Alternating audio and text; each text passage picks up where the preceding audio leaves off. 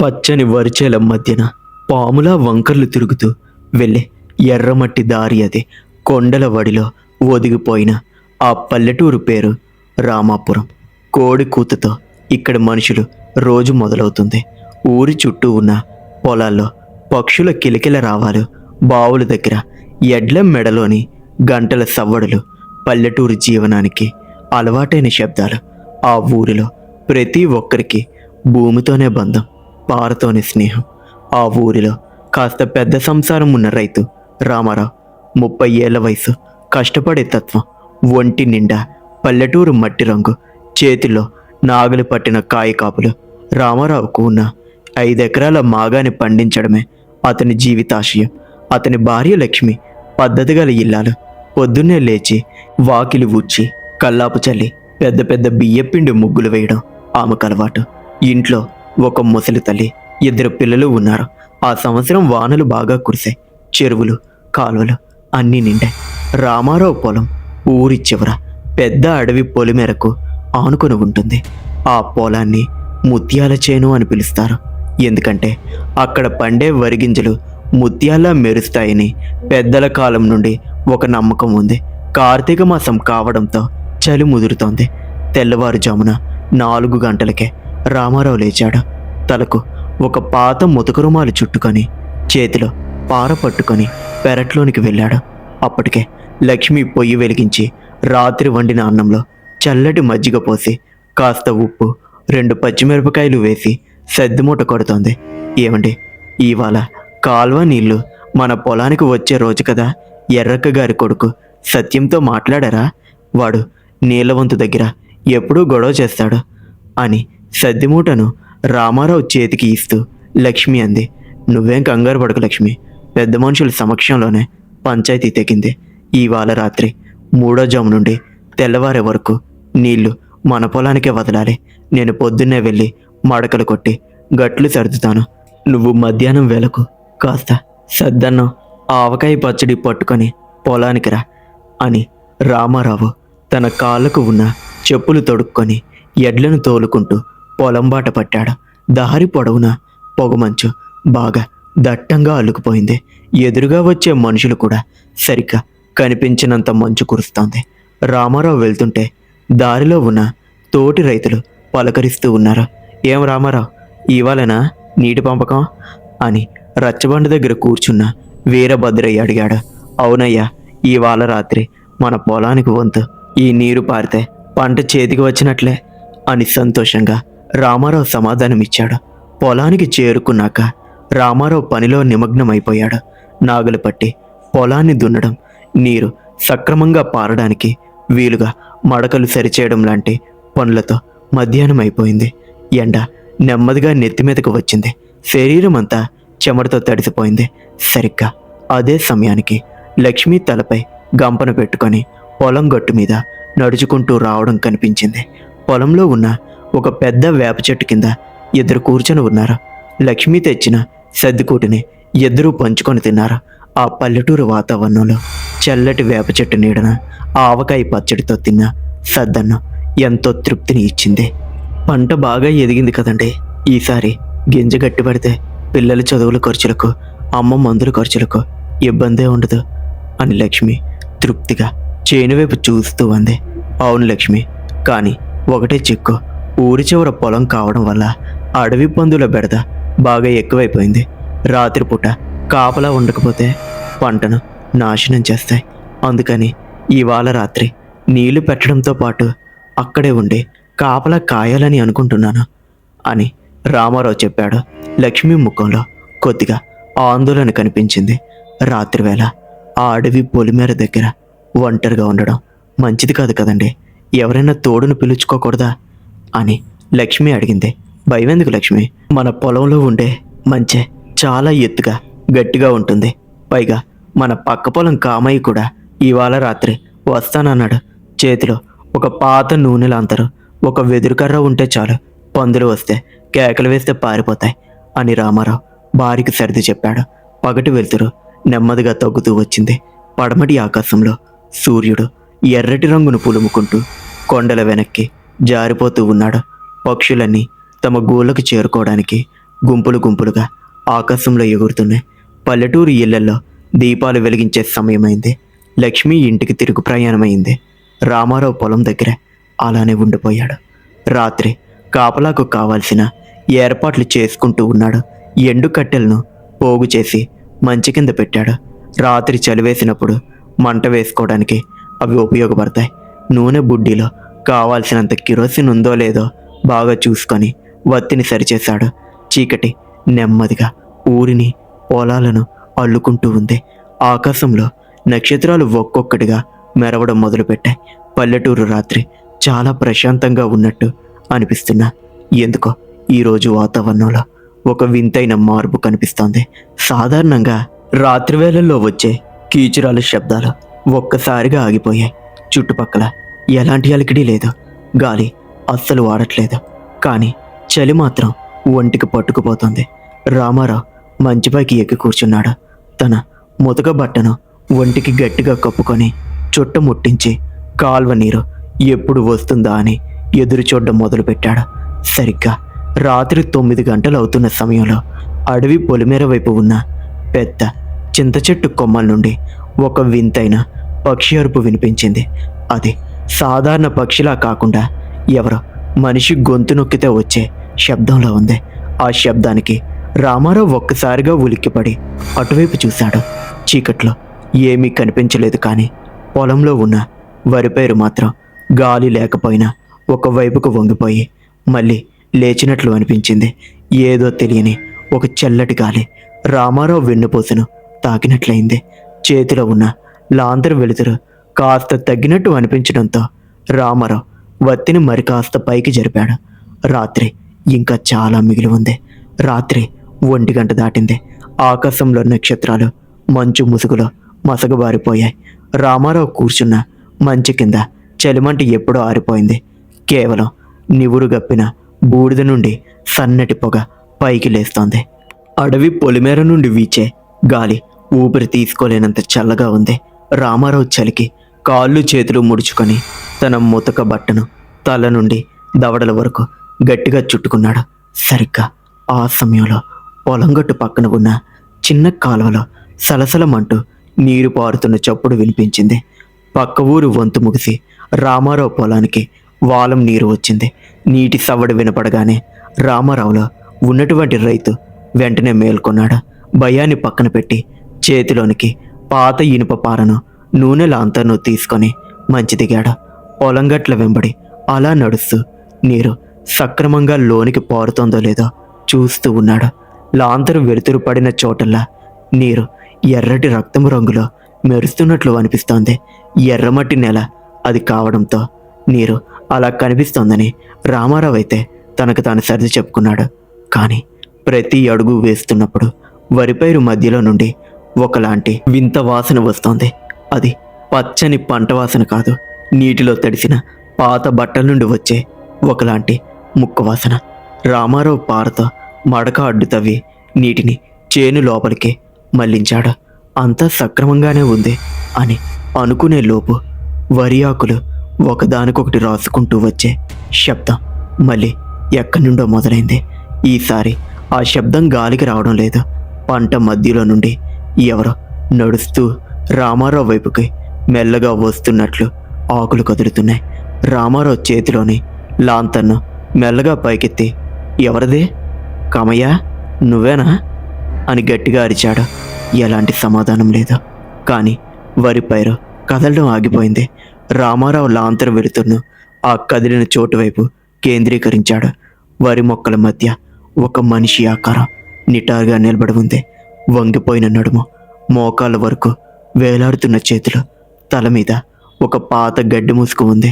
పగలు పొలంలో పెట్టిన దిష్టిబొమ్మలా ఉందది. కానీ ఆ దిష్టిబొమ్మ ఉండాల్సిన గట్టు చాలా దూరంలో ఉంది.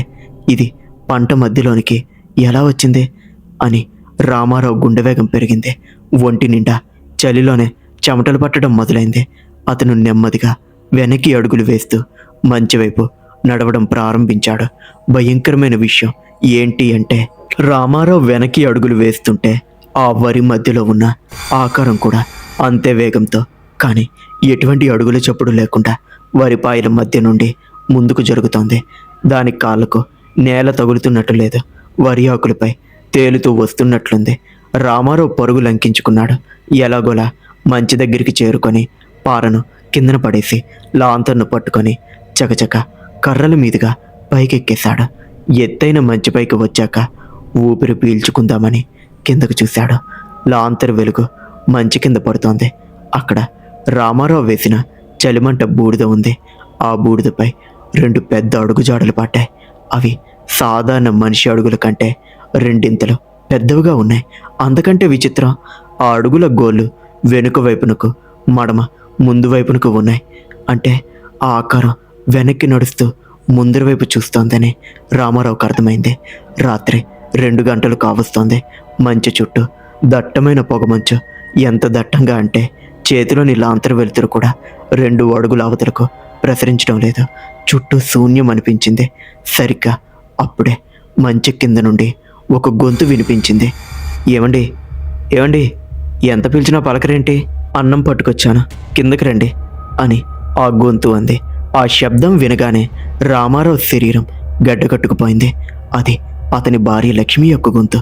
కానీ అర్ధరాత్రి 2 గంటల వేళ దట్టమైన మంచులో అడవి పొలిమేరలో ఉన్న పొలానికి లక్ష్మి ఒంటరిగా అన్నం పట్టుకుని రావడం అసాధ్యం.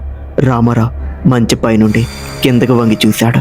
లాంతరు వెలుతురులో ఒక స్త్రీ ఆకారం తలపై గంప పెట్టుకొని లక్ష్మి కట్టుకునే ఎర్రటి ఆ కాటన్ చీరలోనే నిలబడి ఉంది.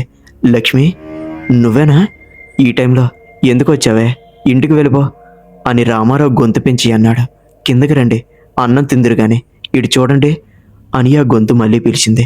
కానీ ఈసారి ఆ గొంతులో లక్ష్మికి ఉండే ఆప్యాయత లేదు. ఎందుకో తెలీదు, ఆ గొంతులో ఏదో ఒక రకమైన శూన్యం కనిపిస్తూ ఉంది. రామారావు కళ్ళు నలుపుకొని చూశాడు. ఆ ఆకారం మెల్లగా తలపైకెత్తింది.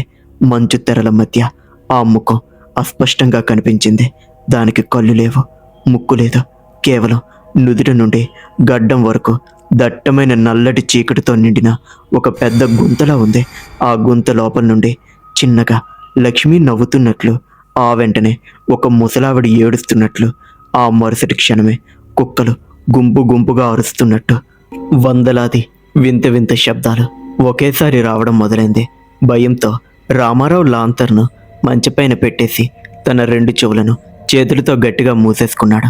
కానీ ఆ శబ్దాలు అతని తల లోపల నుండే వినిపిస్తున్నట్లు అనిపించాయి. రామారావు చెవులు మూసుకొని దేవుణ్ణి తలుచుకుంటూ ఉండగా ఉన్నట్టుండి మంచు కదిలిపోయింది. ఎవరో కింద నిలబడి మంచుకు కట్టిన లావుపాటి వెదురు కర్రలను గట్టిగా ఊపుతున్నారు.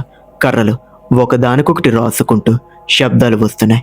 మంచె పైనున్న లాంతర్ కింద పడి దాని గ్లాస్ పగిలిపోయింది. కిరోసిన్ మంచె పలకలపై వలికిన అదృష్టవశాత్తు మంట ఆరిపోయింది. ఇప్పుడు చుట్టూ కేవలం గాఢమైన చీకటి మాత్రమే ఉంది. మంచె ఊగడం ఎక్కువైంది.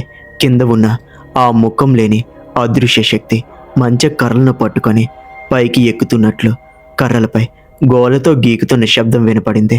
అప్పుడే ఆ ఆకారం మెల్లమెల్లగా పైకి వస్తోందని రామారావుకు అర్థమైంది. రామారావుకు ప్రాణాల మీద ఆశ చచ్చిపోయింది. తన చేతికి తగిలిన ఒక పాత ఇనుప కొడవల్ని గట్టిగా పట్టుకున్నాడు. చీకట్లోనే మంచి అంచు మీదుగా 2 నల్లటి పొడవాటి చేతులు పైకి వచ్చేశాయి. ఆ చేతుల యొక్క గోర్లు కుళ్ళిన చెక్క ముక్కల్లో ఉన్నాయి. ఆ చేతులు నేరుగా వచ్చి రామారావు కాళ్ళను పట్టుకున్నాయి. ఆ స్పర్శ తగలగానే రామారావు శరీరంలో ఉన్న రక్తమంతా ఐస్ గడ్డలా మారిపోయినంత చల్లగా అయిపోయింది. ఇంకా అంతే, అతని నోటి వెంబడి కేక వేద్దామన్న శబ్దం రావట్లేదు. శరీరం పూర్తిగా బిగుసుకుపోయింది. ఆ శక్తి రామారావును కిందకి లాగడానికి ప్రయత్నిస్తోంది.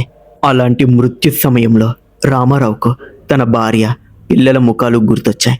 ఎలాగైనా బ్రతకాలనే పట్టుదల అతనిలో ప్రబలింది.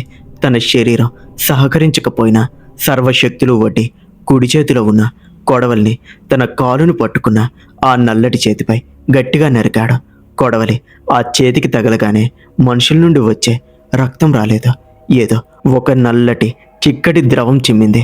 దాంతోపాటు ఆ పొలమంతా గుండెలు పగిలిపోయేలా ఒక రాక్షస అరుపు వినిపించింది.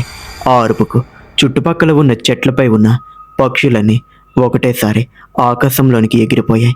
ఆ శక్తి పట్టు సడలి కిందకెళ్ళిపోయింది. రామారావుకు కదలిక వచ్చింది. మంచుపై ఉంటే లాభం లేదని గ్రహించాడు. వెనుక వైపు నుండి కిందకు దూకేశాడు. కింద పడ్డంతోనే అతని కాలు కొద్దిగా నడిగింది. కానీ ఆ నొప్పిని పట్టించుకోకుండా వెనక్కి తిరిగి చూడకుండా ఊరి వైపు పరిగెత్తడం మొదలుపెట్టాడు. కానీ ఎర్రమట్టి దారి ముగియడం లేదు. అతను ఎంత పరిగెడుతున్నా సరే అదే వరిపొలం, అదే చింత చెట్టు మళ్ళీ మళ్ళీ ఎదురవుతున్నాయి. ఆ అదృశ్య శక్తి పొలాల సరిహద్దును దాటనివ్వకుండా మాయ చేస్తోందని రామారావుకు అర్థమైంది.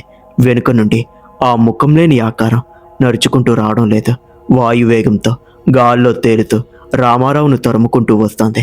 దాని నోటి నుండి భయంకరమైన శబ్దాలు. రామారావు, ఎక్కడికి వెళ్తా అనే శబ్దం వెక్కిరింతలా వినిపిస్తోంది. రామారావుకు దూరంగా అప్పుడే ఊరి పొలిమేరలో ఉన్న గ్రామదేవత ముత్యాలమ్మ గుడి కనిపించింది. గుడి ముందున్న పాత ఇనుప గంట మంచుగాలికి సన్నగా ఊగుతోంది. ఆ గుడి సరిహద్దు దాటితే ఆ శక్తి తనని ఏమీ చేయలేదని రామారావు పెద్దల మాటలను గుర్తు తెచ్చుకున్నాడు. శక్తి నశించిపోతున్నా, శ్వాస ఆగిపోతున్నా రామారావు తన ప్రాణాలను గుప్పెట్లో పెట్టుకొని ఆఖరి అడుగు వేశాడు. వెనుక నుండి ఆ భయంకరమైన శక్తి అతని ముతక రుమాలను వెనుక నుండి గట్టిగా పట్టుకొని లాగింది. రుమాలు ఊడి ఆ శక్తి చేతిలోనికి వెళ్ళిపోయింది. అదే క్షణంలో రామారావు గుడి ఆవరణలోనికి తలక్రిందులుగా పడిపోయాడు. తెల్లవారుజామున 5 గంటలవుతోంది. మంచు నెమ్మదిగా వీడిపోతోంది. పక్క పొలం కామయ్య ఎడ్లబండి వేసుకొని ఆ దారిన వెళ్తుండగా గుడి అరుగు మీద స్పృహ లేకుండా పడి ఉన్న రామారావును చూశాడు. కంగారుగా ఊరి జనాలను, లక్ష్మిని పీల్చుకొచ్చాడు. జనాలు రామారావు ముఖం మీద నీళ్లు చల్లడంతో అతను నెమ్మదిగా కళ్ళు తెరిచాడు. అతని ఒంటి నిండా మట్టి, భయంకరమైన వణుకు ఉన్నాయి. అతని కళ్ళు ఇంకా ఆ రాత్రి చూసిన భయాన్నే చూపిస్తున్నాయి. ఏమైందండి, పొలంలో ఏం జరిగింది అని లక్ష్మి ఏడుస్తూ రామారావు చేతులు పట్టుకొని అడిగింది. రామారావు నోటు మాట రావడం లేదు. అతను వణుకుతున్న చేత్తో పొలం వైపు చేయి చూపించాడు. ఊరి పెద్దలు, యువకులు కొందరు కర్రలు పట్టుకొని ముత్యాల చేను వైపు వెళ్ళారు. అక్కడ మంచె సగానికి విరిగిపడి ఉంది. మంచె చుట్టూ ఉన్న వరిపైరు మొత్తం ఎవరో తొక్కేసినట్లు నేలమట్టమైపోయింది. అన్నిటికంటే భయంకరమైన విషయం ఏంటంటే మంచి కింద ఉన్న పాత చింత చెట్టు కొమ్మకు రామారావు ముతక రుమాలు చుట్టబడి ఉంది. ఆ రుమాలు కింద నేలపై ఎర్రటి రక్తంతో పెద్ద పెద్ద అడుగుజాడలు ఉన్నాయి. ఆ అడుగులు నేరుగా వెళ్ళి అడవి పొలిమేర సరిహద్దుల్లో కలిసిపోయాయి. ఆ దృశ్యాన్ని చూసిన అందరూ హడలిపోయారు. అప్పుడే ఒక పెద్దాయన వచ్చి ఇలా అన్నాడు, ఏదో భయంకరమైన అడవి భూతం నిన్న రాత్రి ఇటువైపు వచ్చినట్టుంది. ఇంకా అదెప్పుడూ రాకుండా ఉండాలి అంటే మీ పొలం చుట్టూ ముత్యాలమ్మ బొట్టును చల్లుకో, ఏవిది రాదు అని చెప్పి ఆయనైతే అక్కడి నుండి వెళ్ళిపోయాడు. అలా ఆ రోజు రాత్రి అయితే రామారావు ప్రాణాలతో బ్రతికి బయటపడ్డాడు. కానీ ఆ రాత్రి జరిగిన సంఘటన అతని మనసుపై, అతని యొక్క మెదడుపై చెరగని ముద్ర వేసింది. ఆ తర్వాత రామారావు ఆ ముత్యాల చేనును వేరొకరికైతే అమ్మేశాడు. రామాపురం ఊరిలో ఇప్పటికీ భయంకరమైన అమావాస్య రాత్రి వేళల్లో ఆ ముత్యాల చేను వైపు ఒంటరిగా వెళ్ళడానికి ఏ ఒక్క రైతు కూడా సాహసించడు. ఆ పొలం గట్టును వినిపించే పిలుపు ఒక నిగూఢమైన రహస్యంగానే మిగిలిపోయింది. చూశారు కదా, ఇది ఇవాల్టి స్టోరీ. ఇలాంటి మరిన్ని స్టోరీస్ కోసం ఇప్పుడే వైవి దెయ్యాలదారి ఛానల్కి సబ్స్క్రైబ్ చేసుకొని బెల్ని ఆన్లో పెట్టుకోండి. మరొక స్టోరీతో మళ్ళీ కలుద్దాం. అంతవరకు సెలవు. ఉంటాను.